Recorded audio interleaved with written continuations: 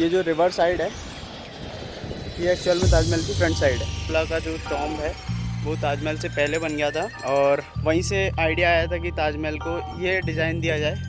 ये खड़ी कैसे हो गई फिर बिना सीमेंट के? इतनी बड़ी बिल्डिंग, इतनी ह्यूज बिल्डिंग बिना सीमेंट के, इसका एक यूनिक पेस्ट बनता था। तो लोगों का मानना है कि यहाँ पे पैसे डालने से लोग उनकी मन्नत पूरी होती है, प्यार मिलता है उनको जो उनको चाहिए।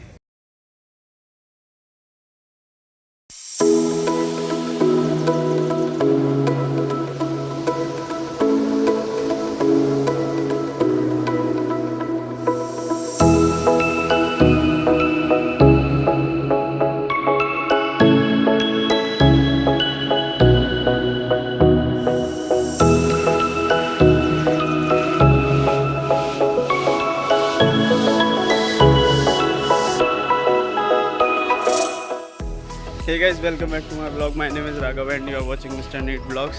तो अभी बज रहे हैं सुबह के 6:50 और सबसे अमेजिंग बात यह है 6:50 हो रहे हैं और मैं आया हूँ ताजमहल में। और भाई इतनी ज़्यादा भीड़ है, रुको दिखाता हूँ।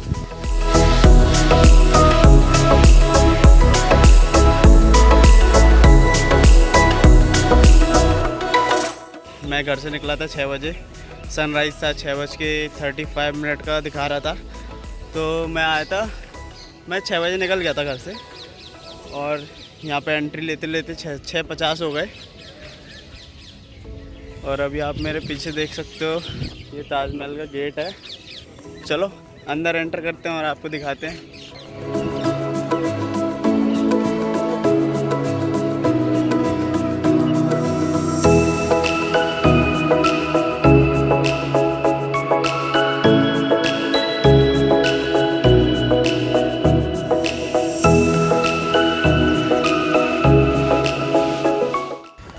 इस ब्लॉग में मैं ताजमहल का गाइड टूर नहीं देने वाला आपको, लेकिन ताजमहल के बारे में कुछ इंटरेस्टिंग चीज़ें बताऊंगा, क्योंकि ताजमहल के ब्लॉग्स आपने देख रखे होंगे या फिर ताजमहल के बारे में आप जानते ही होंगे काफ़ी सारी चीज़ें। तो मेरे को ताजमहल के बारे में कुछ भी बताने की ज़रूरत नहीं है आपको, लेकिन मैं वो चीज़ बता सकता हूँ जो आपको शायद नहीं पता होगी।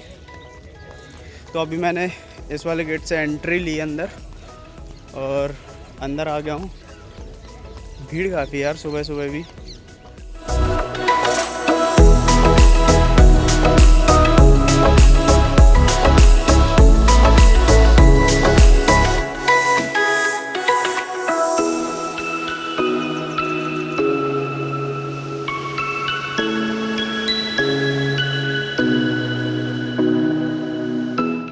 मैंने सोचा था सनराइज़ देखने को मिलेगा, पर आज सनराइज़ हुआ ही नहीं, बादल ही बादल हैं। लेकिन मौसम काफ़ी अच्छा है, बहुत प्यारा मौसम है, तो घूमने का काफ़ी मज़ा आ रहा है। इंटरेस्टिंग फैक्ट्स मैं आपको बताता हूँ। ताजमहल का यमुना के तट पर बनाने का मकसद ये था कि यहाँ पे जो फाउंटेन्स हैं वो प्रॉपरली वर्क कर पाएँ, जितनी पानी की कमी होती है ना वो ना हो। तो फाउंटेन्स का जितना भी गंदा पानी होता था तो वो सीधा जाके नदी में मिलता था और नदी से ही पानी आता था फाउंटेन्स वगैरह में। इसमें 4 गेट हैं और जिस मेन गेट से अभी एंट्री होती है, मैं ईस्ट गेट से आया हूँ। अभी एंट्री मेन गेट से होने लगी, लेकिन पहले के ज़माने में क्या होता था कि राजा किसी और गेट से आते थे और जो यहाँ के बनाने वाले मज़दूर वगैरह जो थे वो किसी और गेट से आते थे, इंजीनियर्स किसी और गेट से आते थे, मंत्री वगैरह जो थे वो किसी और गेट से आते थे और आम पब्लिक होती थी वो किसी और गेट से आते थे। इसलिए इसमें 4 गेट थे। अब ये मुझे एक्चुअल में पता नहीं है कि किस गेट से कौन आता था, लेकिन 4 गेट का यही पर्पज़ था बनाने का कि अलग अलग गेट से अलग अलग लोगों की एंट्री होती थी। ये जो रिवर साइड है ये एक्चुअल में ताजमहल की फ्रंट साइड है। यहाँ से राजा वगैरह जो लोग भी थे वो लोग आते थे यहाँ पर, और बाकी आम जनता बाकी गेट से आती थी, और जो इंजीनियर्स थे और कारीगर वगैरह जो थे यहाँ के काम करने वाले वो किसी और गेट से आते थे। और यहाँ पर सीढ़ियाँ वगैरह भी बनाई गई थी। ये देखो, एक्चुअल में यही फ्रंट साइड था। और इसके जस्ट सामने आपको एक पॉइंट दिख रहा होगा, वो गार्डन टाइप का बना हुआ है, वो है मेहताब बाग। मैं आपको दिखाता हूँ बैक कैमरे से। रिवर और रिवर के उस पार है ये गार्डन, आपको दिख रहा होगा। ये जो गार्डन है इसको बोलते हैं मेहताब बाग।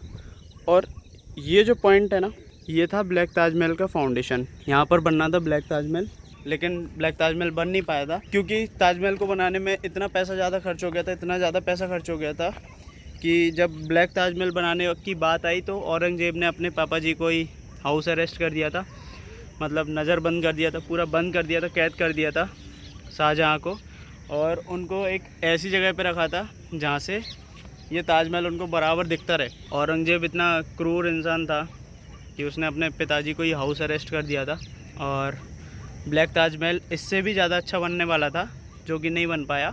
और ये वाइट ताजमहल के जस्ट सामने उस जगह पे ब्लैक ताजमहल होने वाला था, और बीच में रिवर।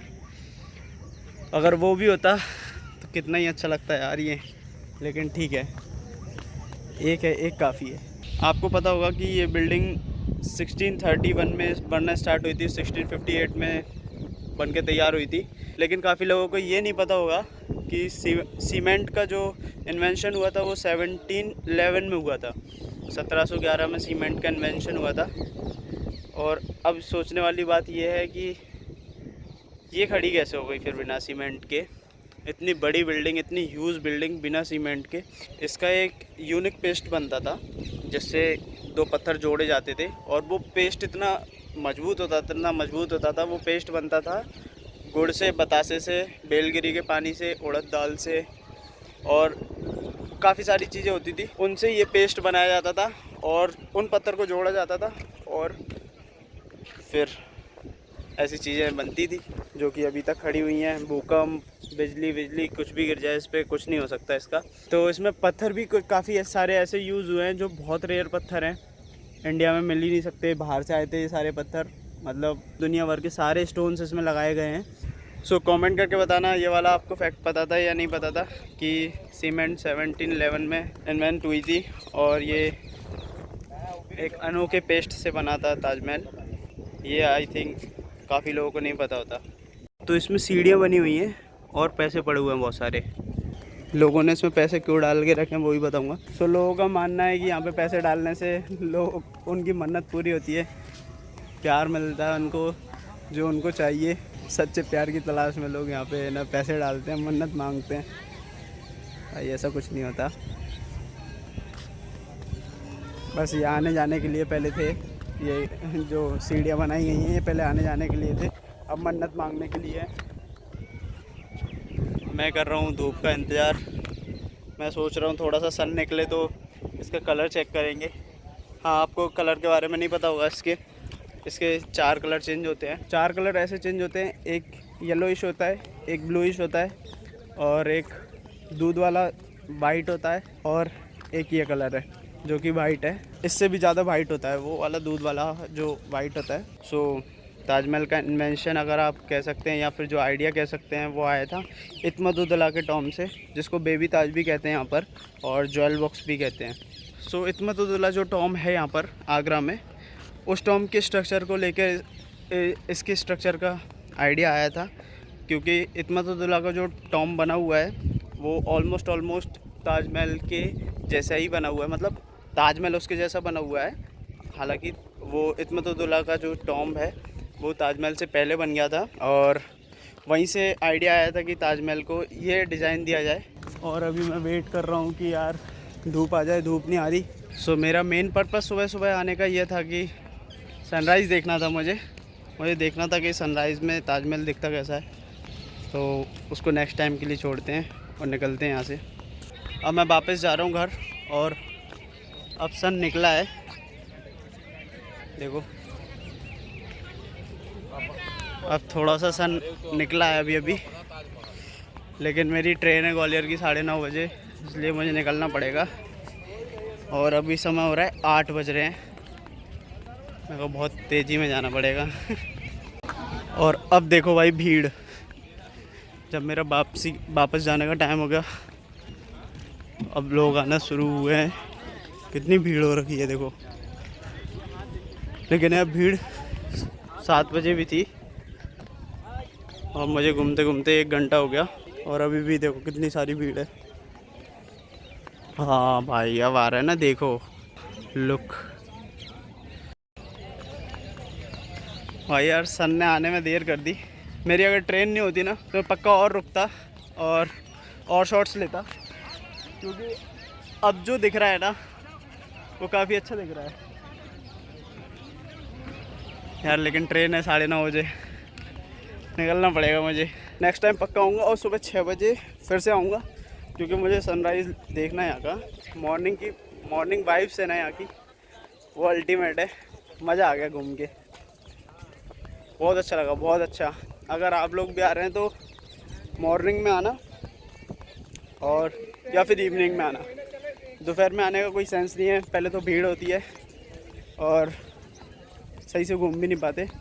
और अगर आपको गाइड भी लेना है तो सुबह मिल जाएगा गाइड 6 बजे से ही। यहाँ पे वो लाइसेंस वाले गाइड होते हैं, बाकी मॉन्यूमेंट्स में तो लोकल गाइड भी मिल जाते हैं, लेकिन यहाँ पे लाइसेंस वाले गाइड ही मिलेंगे। तो अगर आप लोग आ रहे हैं तो गाइड ले सकते हैं। सुबह 6 बजे से ही गाइड मिलना चालू हो जाता है। तो अगर ब्लॉग अच्छा लगा है तो लाइक कर देना, शेयर कर देना, सब्सक्राइब कर देना एंड मिलता हूँ आपको नेक्स्ट ब्लॉग में।